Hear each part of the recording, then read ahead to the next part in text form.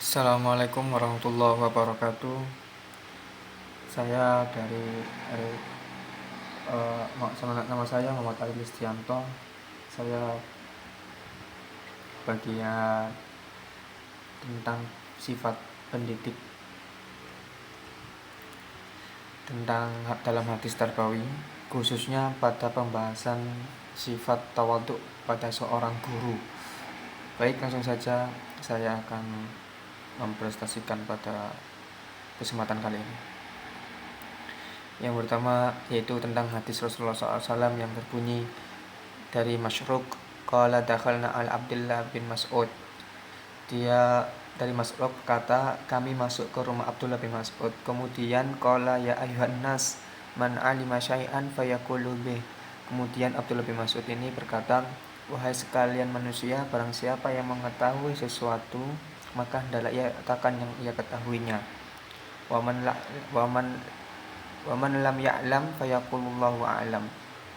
Dan barang siapa yang tidak mengetahuinya sesuatu, maka hendaklah ia mengatakan Allahu a'lam, atau Allah yang lebih mengetahui. Fa inni min ilmi an yaqulu lima la ya'lamullahu a'lam. Karena sesungguhnya termasuk ilmu bila seseorang mengatakan Allahu a'lam, atau Allah yang mengetahui, Allah yang tahu. Qala Allahu azza wa jalla Nabi sallallahu alaihi wasallam, hingga Allah berkata kepada Nabi sallallahu alaihi wasallam,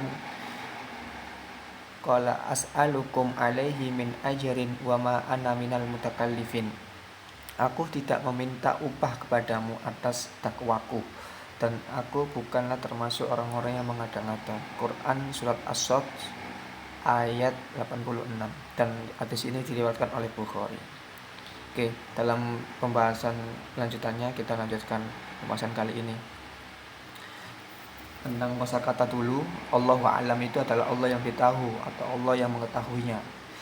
Ma'as'alukum, aku tidak minta kamu, ajrin, upah, al-mutakallifin, orang-orang yang membebani diri atau memaksakan diri, yang mengada-ngada, yang enggak disuruh tapi dilakukan.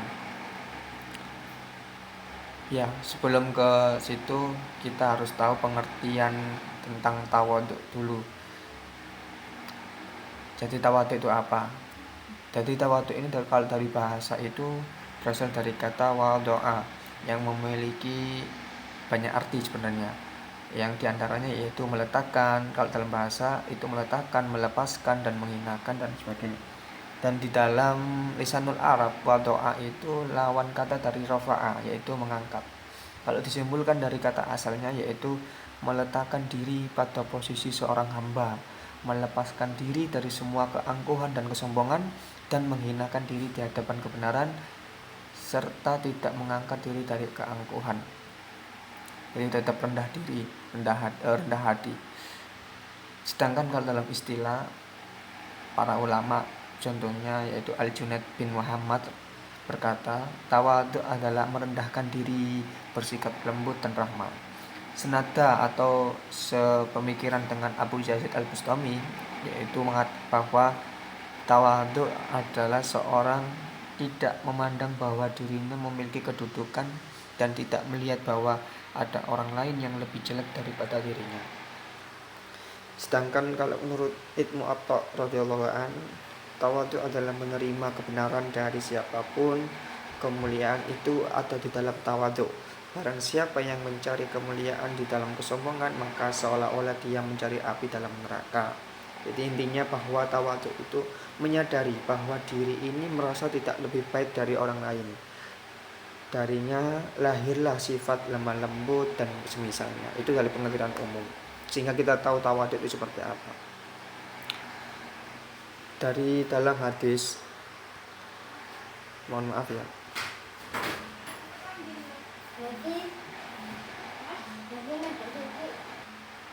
Oke, saya lanjutkan, mohon maaf ada kendala. Sifat tawadhu adalah posisi pertengahan antara sifat sombong, takabur, dan rendah diri, yaitu mudnilah.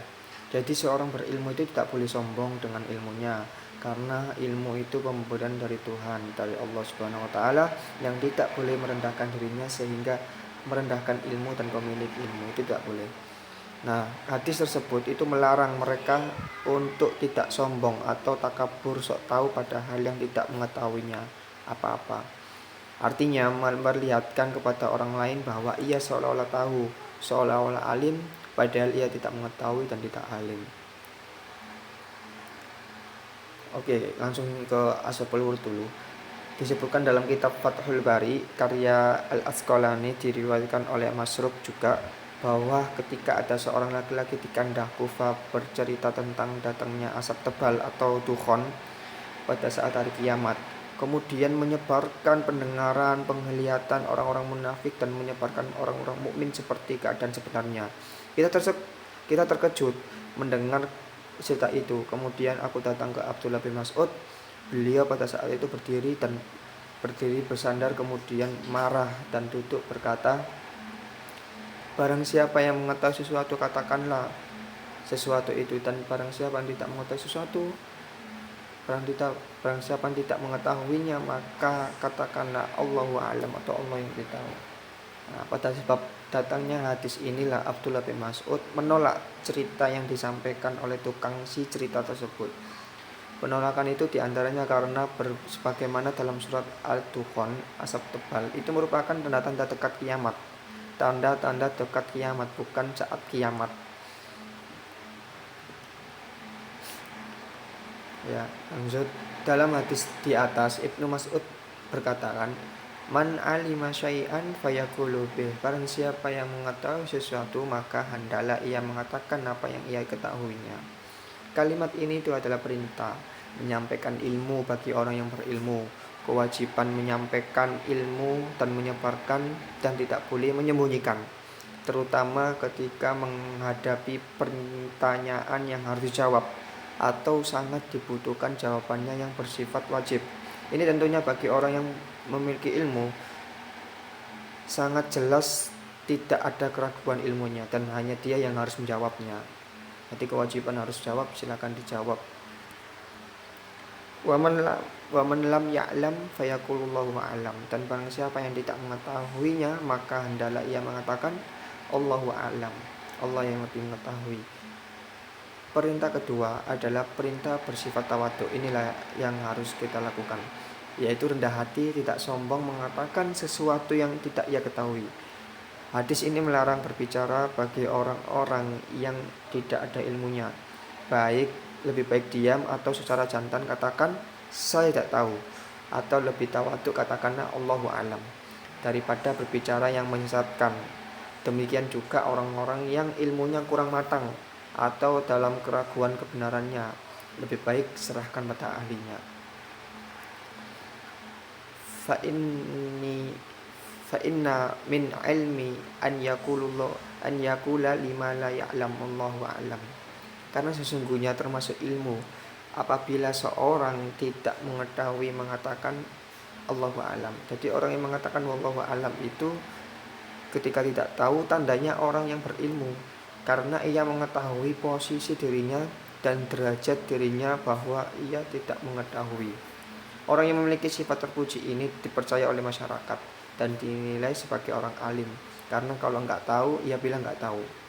Berbeda dengan orang yang tidak mengatakan tahu, sekalipun ia tahu, apalagi ia tidak mengetahuinya, pada umumnya dinilai sebagai orang yang tidak tahu karena kesombongannya. Syekh Islam dalam fatwa Al-Hamamiyah yang dikutip oleh Al-Asqalani menjelaskan bahwa rusaknya dunia ada 4 perkara, yaitu setengahnya orang memahami ilmu kalam, yaitu orang ini pengetahuan itu hanya setengah, akan merusak agama dan akidah, karena ilmu kalam ini yang setengah itu tidak akan sampai pada tujuan, tetapi akan menipu dirinya dan umat. Jadi kalau orang yang tidak memahami ilmu kalam, maka akan banyak yang menyesatkan atau bahkan tidak mengkafir-kafirkan dan sebagainya karena tidak mengetahui ilmunya. Yang kedua adalah setengah memahami ilmu fikih Islam, hukum Islam. Orang yang kedua ini adalah orang yang menghancurkan negara karena keputusan di pengadilan akan dikacau dan merusak keadilan karena nggak tahu hukum-hukum Islam yang sebenarnya seperti apa. Yang ketiga yaitu setengah memahami bahasa. Orang ini akan merusak bahasa karena ia mengira bahasanya sudah benar dan mengira sesuai dengan kaidah bahasa, tetapi menyesatkan pemahaman bagi yang membacanya atau menerjemahkan bahasa yang bukan artinya. Jadi ini sangat salah. Yaitu yang keempat terakhir, setengah memahami ilmu kedokteran. Nah, ini lebih bahaya lagi karena bagi pasien yang berobat akan terjadi kesalahan dalam resep pengobatan dan merusak kehidupan manusia. Ini sangat fatal sekali. Walhasil, berfatwa atau berbicara tentang agama bagi orang yang tidak berilmu lebih berbahaya karena akan menyesatkan umat dari jalan yang lurus dan bencananya dunia dan akhirat. Sangat berbahaya sekali orang yang tidak berbicara pada tidak ada ilmunya. Wallahu azza wa jal Nabi sallallahu alaihi wasallam qala ma as'alukum alaihi min ajrin wa ma ana minal mutakallifin. Aku tidak minta upah. Jadi Allah sampai berkata kepada Nabi sallallahu alaihi wasallam, maksud ayat di atas itu adalah seorang pengajar atau juru dakwah yang mukhlis atau ikhlas karena Allah, tidak mengada-ngada berbuat dusta. Ia akan mengatakan dan menyampaikan apa yang ia ketahui dan tidak mengatakan apa-apa yang ia ketahui atau berbuat dusta. Sikap seperti itu yang disebut tawadhu, rendah hati, yang harus dimiliki oleh setiap manusia, terutama pada pendidik dan pendai atau dai. Perintah tawadhu pada hadis di atas kepada semua orang, bukan hanya pada seorang guru. Murid pun terlebih harus tawadhu pada gurunya atau terhadap sesamanya.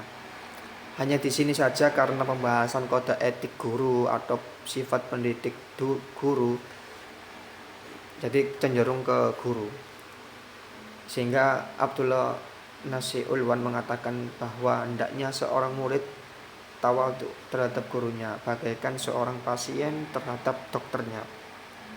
Ia harus mengikuti arahannya, mencari ridhonya, dan mengetahui bahwa tawadhu terhadapnya adalah merupakan budi pekerti yang baik.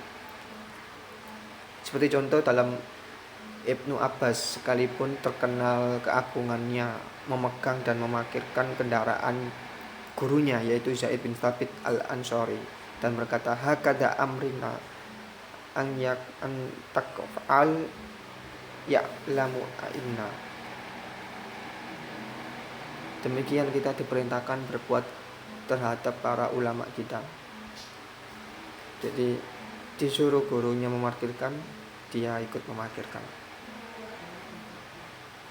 Imam Ahmad bin Hambal berkata pada guru Khalaf al-Ahmar, yaitu mengatakan, la uqaidu illa baina yadik amirna an natawaddu'a liman tana'alama min.